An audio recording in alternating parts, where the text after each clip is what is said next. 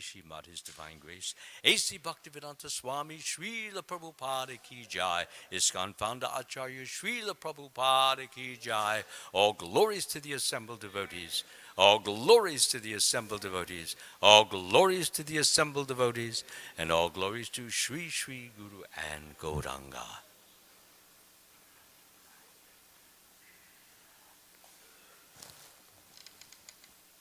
Om Namo Bhagavate Vasudevaya.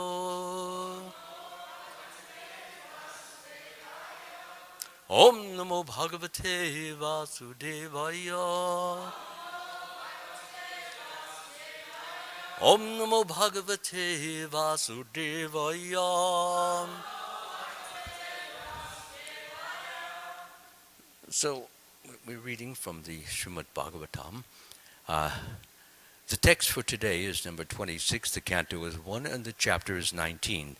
Today, there'll be a little different arrangement than we normally do, and that is because tomorrow is World Enlightenment Day, and we want everyone, if possible, to go out and to distribute these incredibly great books. And I thought I would try to segue part of the verse that I will be doing into the subject of book distribution, which is actually one of the basically forms of devotional service, Sankirtan, the Brihat Madanga. So, but what will be done today is I will read the first three in English, the first three verses, 26, 27, and 28. Then we will do 29 together, and then from the purport of 29, I will launch into the subject matter of distribution of books, its necessity, its value, its greatness. So first, let me begin with just the translation.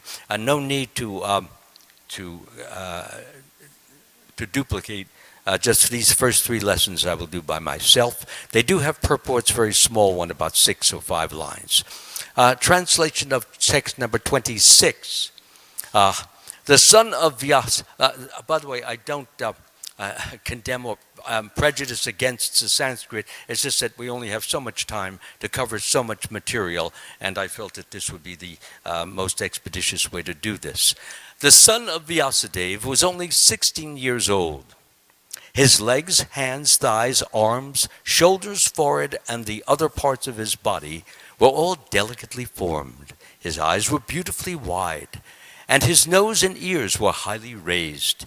He had a very attractive face, and his neck was well formed and beautiful, like a conch shell. Purport. A respectable personality is described beginning with the beginning with the legs, and this honored system is observed here with Shukdeva Goswami.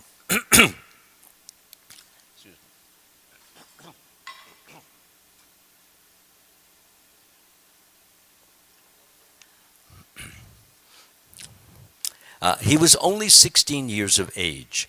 A person is honored for his achievements and not for advanced age. A person can be older by experience and not by age. Sri Shukdeva Goswami, who is described herein as the son of Vyasadeva, was by his knowledge more experienced than all the sages present there, and there were hundreds of sages present there, although he was only 16 years old.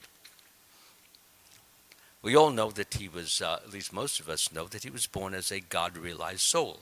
In fact, he remained in his mother's womb for quite a while because he did not want to come out and join the material world. He was quite comfortable meditating on the Supreme Lord while he was in his mother's womb. But anyway, the only way to get him out would be to bring Krishna there, and that was what happened. Krishna was brought there, and Krishna told him to come out, and of course he did come out. Text number 27. Translation. More description. His collarbone was fleshy, his chest broad and thick, his navel deep, and his abdomen beautifully striped. His arms were long, and curly hair was strewn over his beautiful face. He was naked, and the hue of his body reflected that of Lord Krishna. which means darkish. Purport. His bodily features indicate him to be different from common men. All the signs described in connection with the bodily features of Shukdeva Goswami are uncommon symptoms. First of all, his very long arms. Those are not common amongst ordinary human beings. Generally speaking, like Lord Chaitanya and Lord Nityananda, they had very long arms, which is a symptom of a great sage. It doesn't mean that anybody who has long arms necessarily is a sage, but it does mean that many sages did have long arms. All the signs described in connection with the bodily features of Shukdeva Goswami are uncommon symptoms, typical of great personalities, according to physiognomical calculations. We all know what physiognomical means, don't we? Physiognomy means face, okay? And physiognomical is basically the adjective describing. Physiognomical means, as it's mentioned here, calculations. Now, in India, there are many different sciences. For example, they have a science of signs.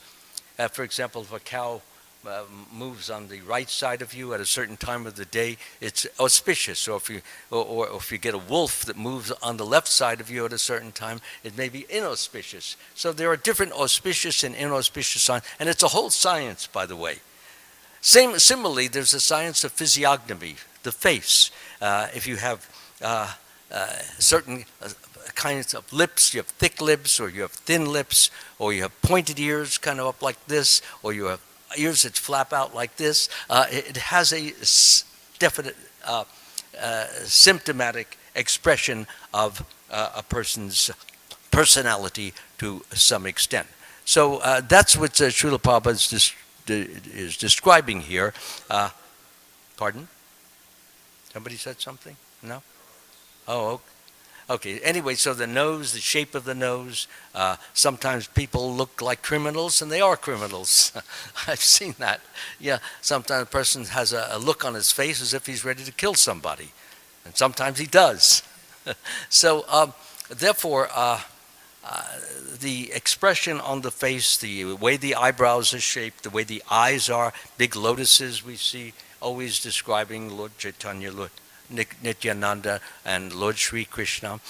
So these lotus-like eyes are also considered to be very auspicious and symptomatic of great spirituality.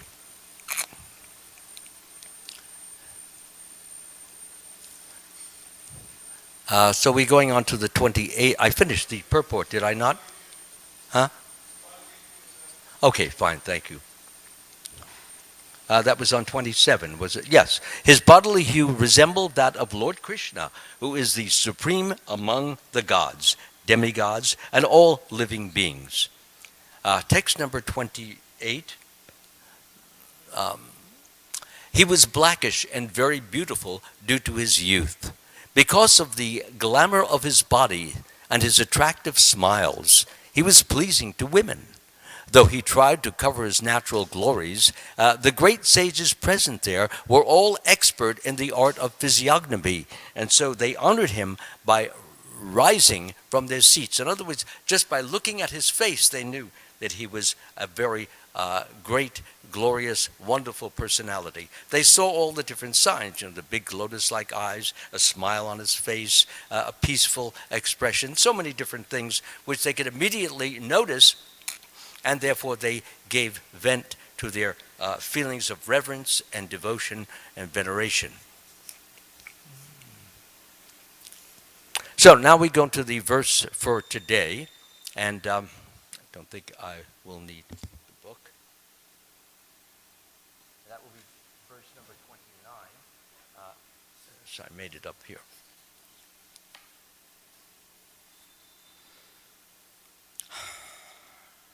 I'm going right into the verse. So, is it on there? Sa Vishnu? Okay.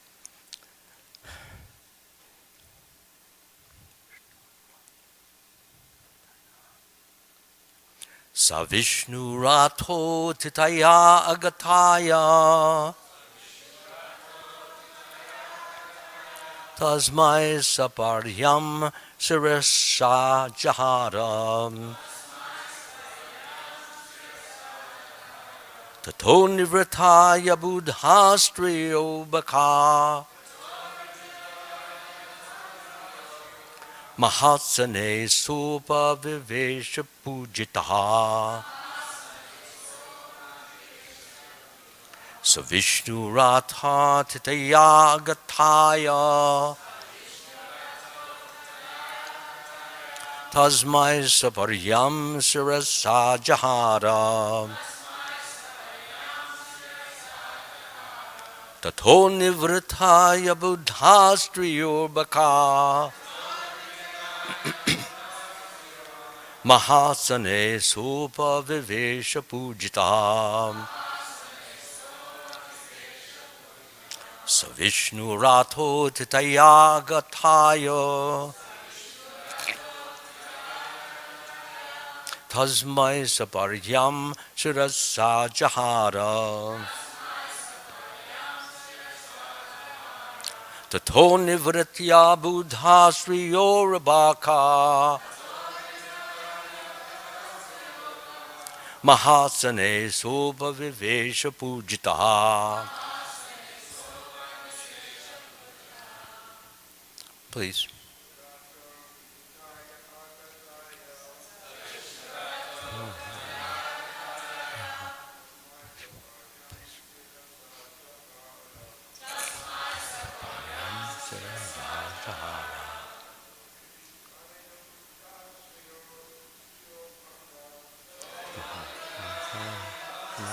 Yobaka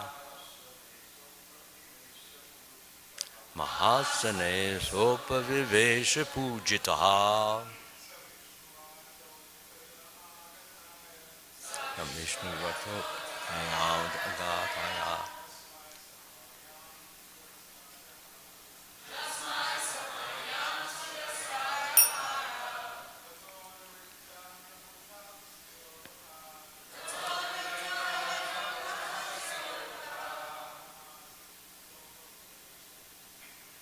Mahasane sopa vivesha pujitaha.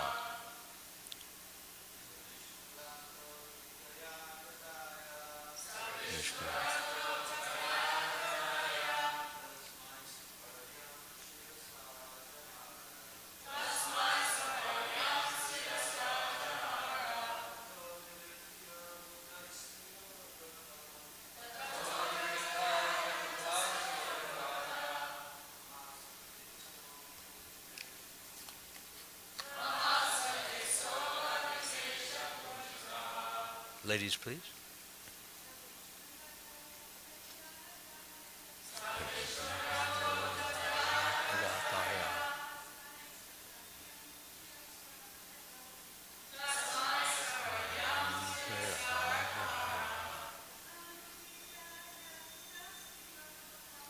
Tony Rataya Buddha Sriyo Brahmo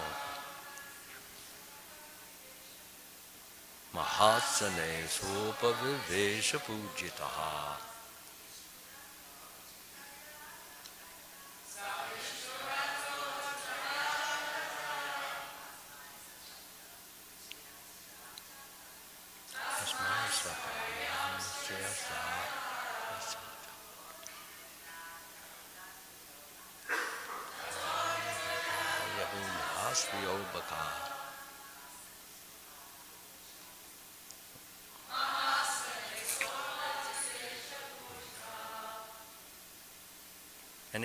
Any other ladies? No?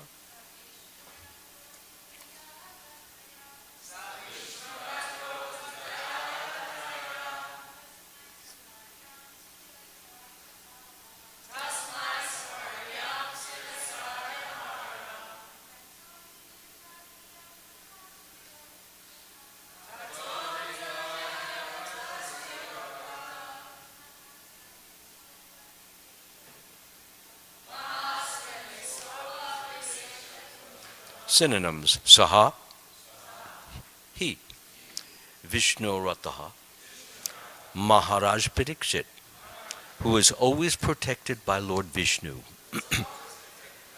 Atitaye, to become a guest. Agataya, one who arrived there.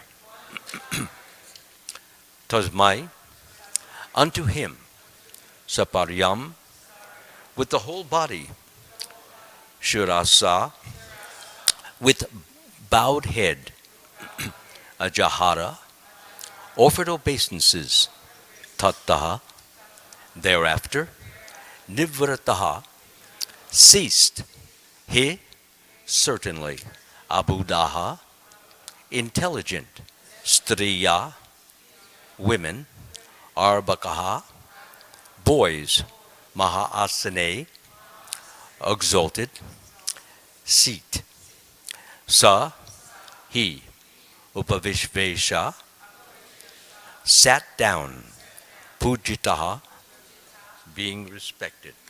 Translation and purport by His Divine Grace, Srila Prabhupada ki. Maharaj Parikshit, who is also known as Vishnu Rata, which means one who is always protected by Vishnu, bowed his head to receive the chief guest, Shukadeva Goswami. At that time, all the ignorant women and boys ceased following Srila Shukadeva Goswami. Receiving respect from all, Shukadeva Goswami took his exalted seat. So let me just backtrack for just a few moments. It happened to be that, as mentioned, Shukadeva Goswami, he was not wearing any clothes, and he was walking in such a way as if he was just totally absorbed, and he was totally absorbed in the Supreme Lord. He saw nobody else. Complete absorption. And the way he was looking, to an ordinary person, they would think maybe he was a little crazy, because first of all, he didn't have any clothes on. Everybody else had clothes on. So also no devotees should try to follow in this example at this point in time.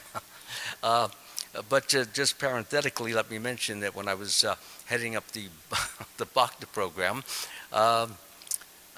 we had one particular devotee said he wanted to be an actor, and it was, I remember, it was in March, and I was on my way, had to get to India, and so I left, and then when I came back, I noticed that that particular devotee was gone, and I said, well, what happened to him? They said, well, one day they found him out on Venice Boulevard. I said, well, what do you mean they found him? I said, well, he didn't have any clothes on. He was just walking down there as if he were an avadut. So this is not to be desired, and not only that, it will not help our movement grow into spiritual splendor. Therefore, as Prabhupada so often says, we have plenty of crazies and plenty of lazies and in-betweens. We want more in-betweens rather than those. So, moving on.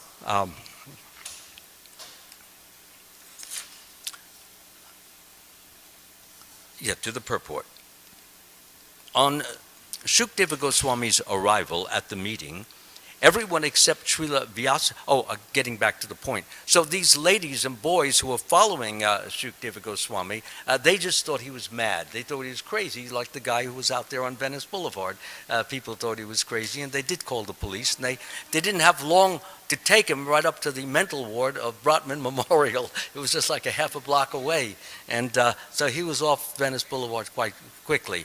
So similarly, these ladies and these boys, they were mocking him. They were ridiculing him. You know, like when little children, they see something which is odd or something a little bit off the wall, you know, they point their fingers, they go, ha, you know, look at that, ha, ha, you know, this guy. So this is what they were doing. And but then when all these sages, they stood up and they put their palms together and they bowed their heads.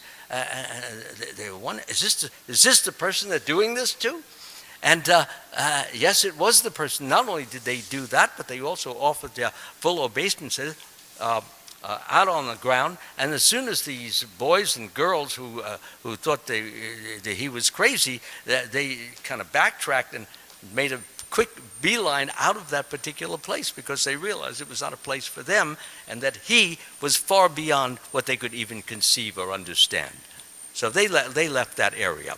Purport: on Shukadeva Goswami's arrival at the meeting, everyone except Srila Vyasadeva, Narada, and a few others stood up, and Maharaj Parikshit, who was glad to receive a great devotee of the Lord, bowed down before him with all the limbs of his body. So why Srila Vyasadeva, Narada, and a few others? It's mentioned, everyone except those exalted personalities, except them, they did not stand up, and they were not required to stand up because they were more advanced accordingly than even Shukdeva Goswami. We have the father of Shukdeva Goswami, at least from appearances, and we have Narada Muni, who's an incarnation of bhakti, and there are many other great souls, so they simply remained seating, and they were not making any offense. But those who were considered themselves less advanced than Shukdeva Goswami, they of course did pay their obeisances and considered the great honor to be in his presence. Shukdeva Goswami also exchanged the greetings and receptions, and again, those who he felt who was his equal, he would embrace or he would shake hands with. There was nodding and bowing down. For those he felt were above him, he would bow down to, especially before his father and Narada Muni. Narada Muni is a great exalted sage and known all over the universe, and is considered you might say, the sage of the demigods. They look up to him for guidance. Thus, in fact, he has a name, I think we'll be coming to that in a moment. Thus, he was offered the presidential seat at the meeting. This is Shukdeva Goswami. Prabhupada uses this word because we can immediately recognize presidential means the highest seat, which was the Vyasasan at the meeting. And when he was so received by the king and the sages, the street boys and less intelligent women who followed him were struck with wonder and fear. So they retired from their, their frivolous activities, and everything was full of gravity and calm. So these two words, gravity and calm, is what I'd like to take off from.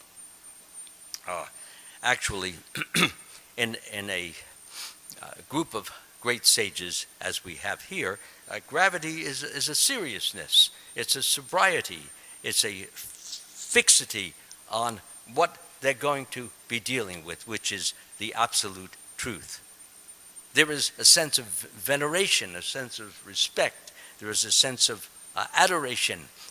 This is what brings the gravity. There's no joking around, no playing around, no frolicking, no frivolous expressions, no ideas or thoughts coming out which would not be in accordance with that particular group of persons.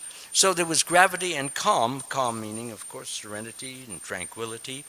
And the question really comes is, what brings about such gravity? What brings about such calm? Actually, we all are striving not for gravity and calm, but we are striving for pure love of God. Gravity and calm happens to be a byproduct of striving for pure love of the Lord.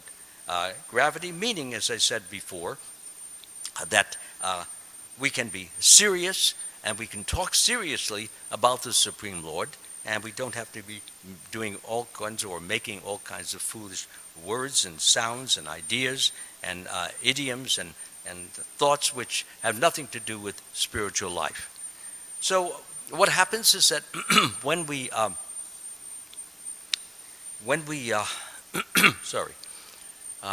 practice the various activities of Krishna consciousness, such as chanting our 16 rounds daily, such as the various kirtans and the bhajans that we sing, all of these are purifying. And what is purifying means that it pacifies or even eliminates the lust and anger and greed and envy and illusion and those types of feelings, ridicule, mockery, condescension, feeling smug and superior and pride. All that gradually becomes pacified and ultimately becomes dissolved. Becomes dissolved because of the fact that we are now in a different atmosphere. The atmosphere that one enters into can control or it can have some effect upon a person's mind, depending upon how strong or weak that person's mind is. A person with a very weak mind, if he comes into an atmosphere or an environment in which people are smoking or they're drinking or they're they're lusting or they're using language which is foul, he may tend to pick up or accommodate those types of thoughts and feelings and ideas, and he may begin speaking due to that unfortunate association. That is why it is mentioned in our books again and again and again, and Srila Prabhupada mentions it again and again and again in his lectures, that be very careful of your association and never think that you're so advanced, you're so great, you're so glorious that you can be unaffected by these things. Srila Prabhupada could be unaffected. For example, he went to this mantra rock concert, and people smoking taking dope there, taking marijuana, people were stoned. It never affected him one bit. He had his focal point that he was going to bring forth Krishna consciousness. Nothing was going to stop him. And he, with his greatness, his glory, his splendor, he would overwhelm and overcome all that which was there. And people, not that they would give up their drugs, but they would definitely give their attention to Srila Prabhupada when he would sing the Hare Krishna mantra and when he would talk somewhat about it. Because there was something strong, there was something purposeful, something powerful, something determined and deliberate about his whole manner and his persona. So therefore, Srila Prabhupada could do that because he was advanced, but we should not think that we're so advanced that we can go into a tavern down the block someplace and start talking to some of the drunks and we're going to convert them immediately. Rather, we should try to go easy to begin with and work up to those types of things as we become more advanced in spiritual life. A person who is advanced in spiritual life, very advanced, as our Srila Prabhupada was, and some of our devotees, is unaffected by the three modes of material nature. They do not affect him. The lust and anger and greed, although he may see them, they don't affect him because he doesn't have any material desires. If you have no material desires, then you're not linked up with those persons who have material desires, and therefore we don't express, or we don't feel, or we don't act like those persons because the desires are not there.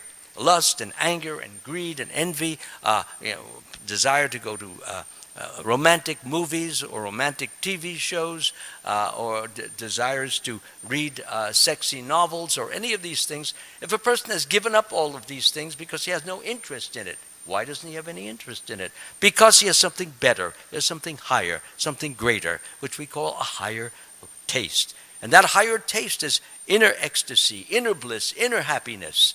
And that comes from Krishna showering his bliss upon the soul. When the soul is showered with the bliss of Krishna consciousness, then he feels happy, he feels joyful. He doesn't need anything outside of what he's receiving. And what's more, because he's receiving this from Krishna, and Krishna loves to shower his bliss everywhere and anywhere that he can, where to the persons who are deserving, that devotee who receives such bliss loves showering it, loves sharing it, loves giving it out. It gives him more pleasure than what he already has. And that is the nature of Krishna consciousness, and to what I'm coming to right now. We all know, you can just walk outside and you can see that there are people, if you look, anyone who's making some advancement in Krishna consciousness can see, when you look upon persons who have no Krishna consciousness, you can see just from their faces, as we were talking about the science of physiognomy, one does not have to know the whole science. One simply, by his devotional practices and by his devotional love and by his devotional experiences, he feels his own joy and happiness and looks out and sees people. They are, for the most part, almost everyone is miserable to some greater or lesser degree. It's automatic. There are three kinds of miseries, as we know. The adhyatmika miseries, which come from one's own body and mind. And if you look at the faces, you see people looking very miserable. They're looking down. They're looking like this, like they lost their best friend, or they lost their money, or something has happened. Let me just give a little better look. They're looking like a little like, kind of like this, or gloomy, wondering, is the sky going to fall in on them on the next moment? You know, all these kind of things. It's tragic. And when you see this, you become, you have some pathos, you have some sympathy. You can't help but feeling that these people are suffering. And when you really think about it, you begin to realize you, I, me, you, thou, we were all like that at one time. That, at least I was.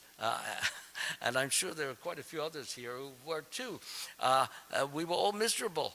And Srila Prabhupada was really it was like the sort of, I hate to use this expression, but the Pied Piper, who he played his little pipe, his little flute, and he got rid of all the rats. So Srila Prabhupada, he played the flute of his wonderful discourses, and he got rid of all the rats that were in our hearts and in our minds, and enabled us to know what pure consciousness is just by listening to him.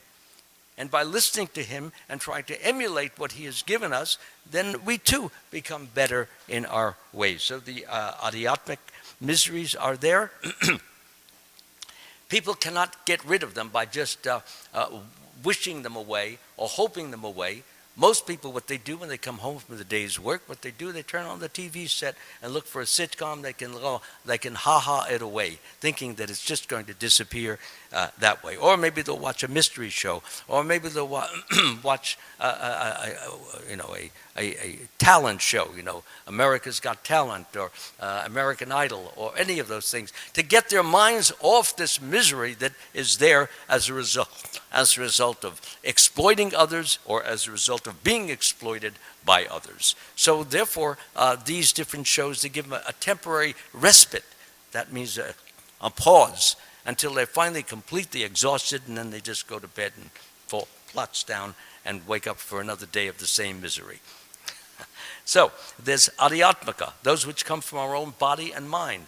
Problems, everybody has some kind of fun. If you ever look at get a book of symptoms, physical symptoms, the book is like about this big. It is so big, I didn't know that there were so many diseases, but they seem to be growing year by year. As sinfulness grows, so the diseases grow in proportion. So that's what we find many persons entertaining various types of disorders in the eyes, in the head, in the mouth and the lungs. So many people with the flu. Some get the flu for a week, and that's not so bad, but some have it for 3 and 4 weeks. And it puts you out of work and puts you out of sorts, and you can hardly do anything for anyone, including our own self. So these are the miseries. People, as you get older, like into my age, people have problems in the knees and the ankles and the shoulders and the neck. Sometimes you see me doing like this. It gets a little stiff there. It doesn't pain me at all, and thank Krishna for that. But these are the pains that come as we grow older. And pains in the digestive system, the pancreatic system, pains which come from the liver. People have to get a change of liver, a change of heart, and so forth. So the medicals, they're claiming that people are living longer, but artificially longer. Not the kind of length of life that the Pandavas had. They were in their 90s and they were fighting on the battlefield of Kurukshetra. That was real longevity. And they kept in shape. They ate the right foods and so forth. But people eat, I hate to say it, it's pure garbage. Yeah, the best, pure garbage is going on with the meat and all the adulterated foods. Something is good, and then they adulterate it, and they start putting all kinds of things in it to try to make it better. And then you find out that when you look at the ingredients, it's like stretches from the top of the box way down to the bottom of the box. And also, there should only be about 2 or 3 ingredients. But all the other things are additives of one sort or another to increase the shelf life or increase the taste of it or something like that. So these are the miseries that we get. So there's no hope. Even if you have some physical disorder or mental disorder. In the case of many devotees have physical problems and difficulties. However, due to Krishna consciousness, they're able to recognize that this is just a part of life, and not only is it just a part of life, but they experience something still higher than just what they're experiencing in the knees or the shoulders or in the neck. They're experiencing Krishna consciousness, and that's a delight. That's a pleasure. That's a form of happiness. So they can live with that misery while they're experiencing ecstasy. So therefore, it's quite different. And not only that, but one can see that this will come to an end at some time, and one day, as long as one continues practicing Krishna consciousness, he will overcome all that. Then the adibodhic, which come from other living entities, And the Adidaivic, which comes from, we know, floods and earthquakes and volcanic eruptions and hurricanes and things of that sort. All these miseries come, and people just are helpless and hopeless. They don't know what to do. They don't know how to help themselves. They don't know what the goal of life is. They don't know if these can be overcome. I mean, this is nature. Well, actually, they can be lessened by our good qualities, our virtues, our good conduct. They can be lessened.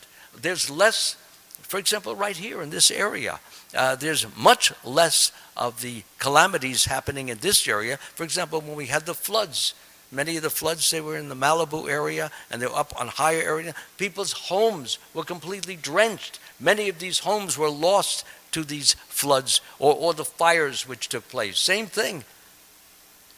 It's not accidental. Prabhupada made this very, very clear. There's no such things as accidents in this lifetime. Everything has a cause to it.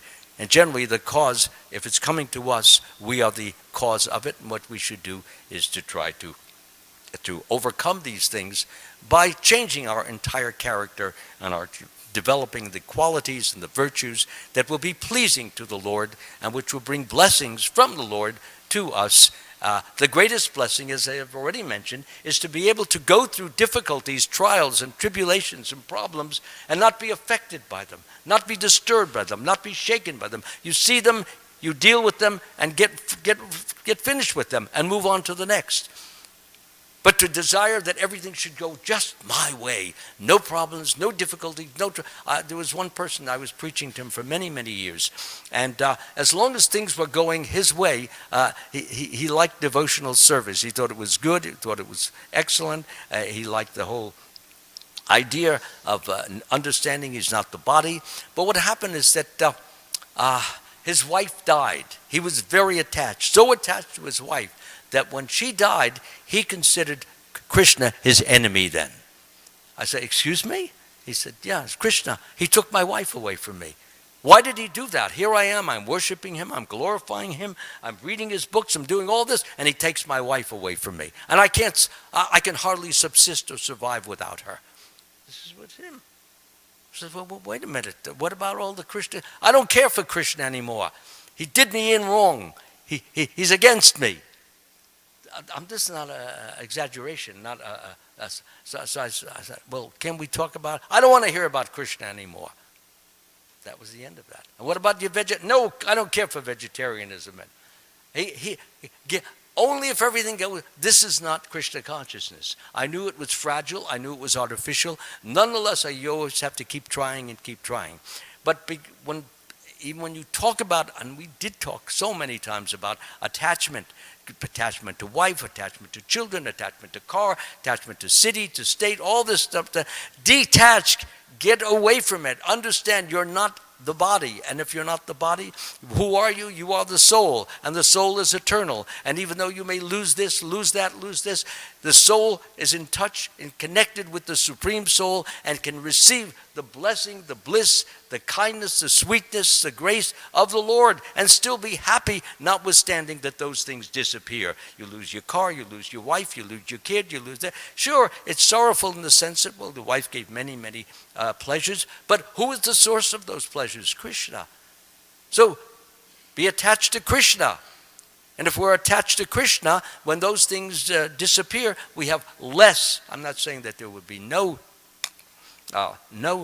sorrow. Yes, especially when a great soul like Srila Prabhupada leaves, tremendous sorrow for a while, because we don't want such great splendor, such great love, such great spirituality, such great advancement to leave us. We feel that we've been bereft or taken or devoid of something that is not so easily. It's not like you go into the market and you can just go, hey, can I have a Prabhupada?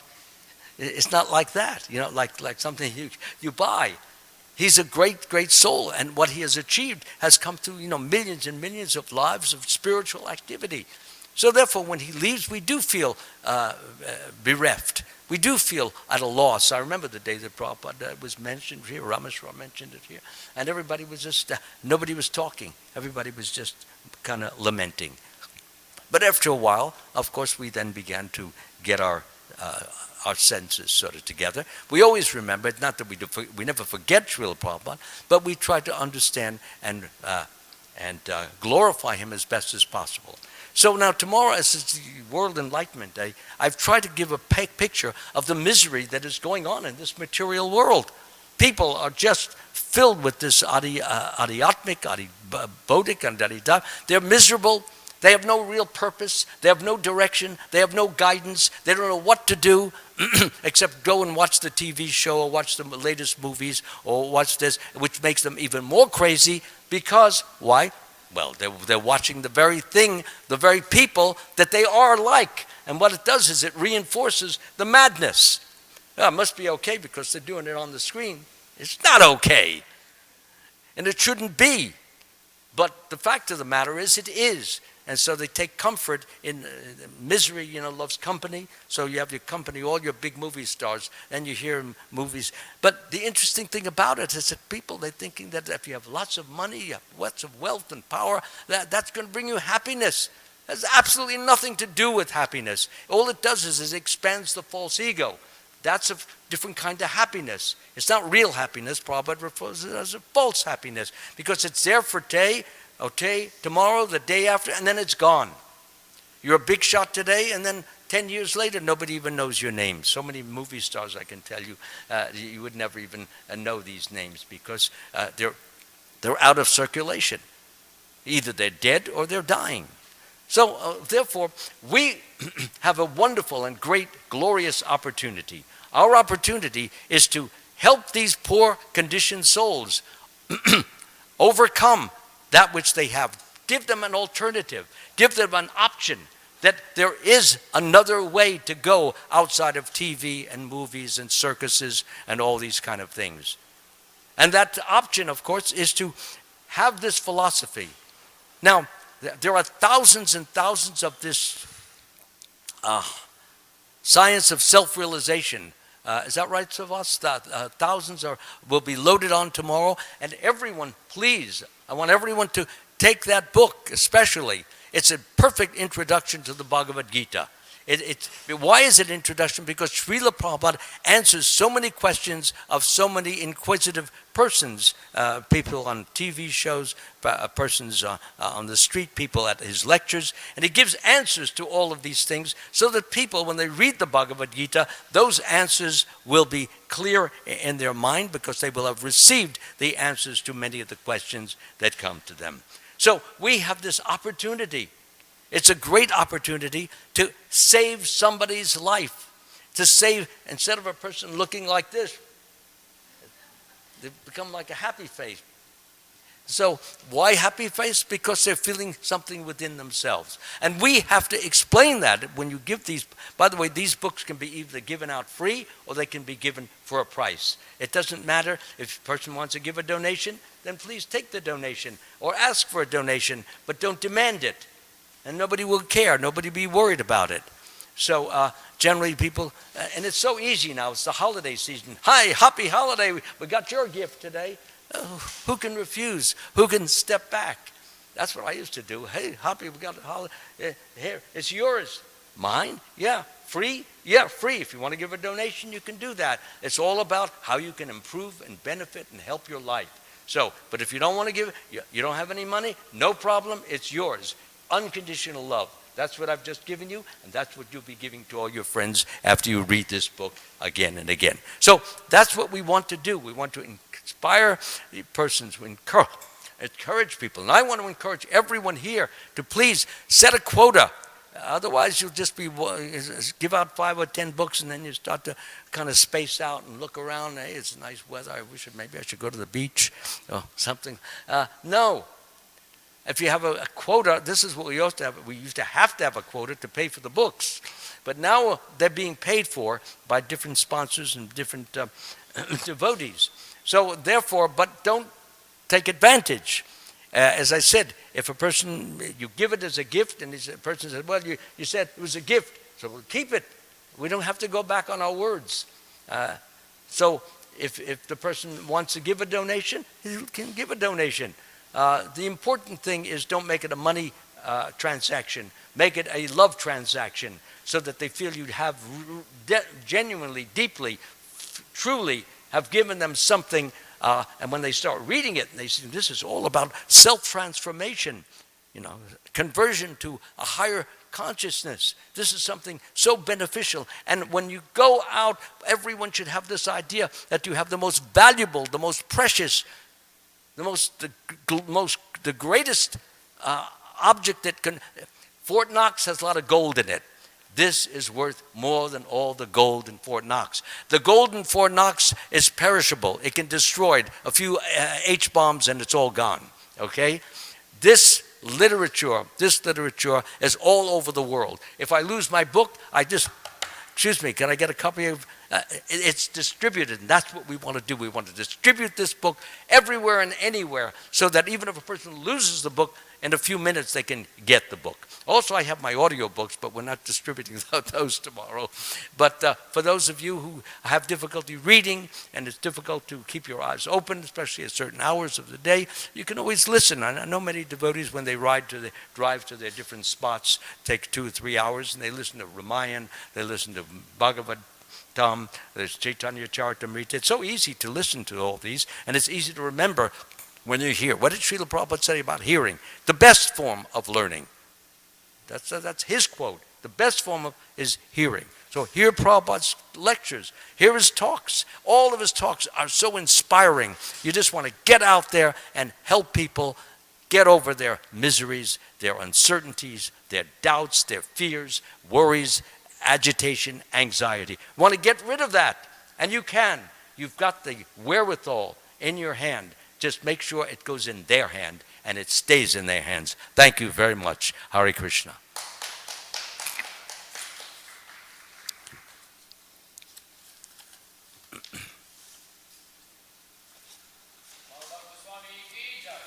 Hare Krishna.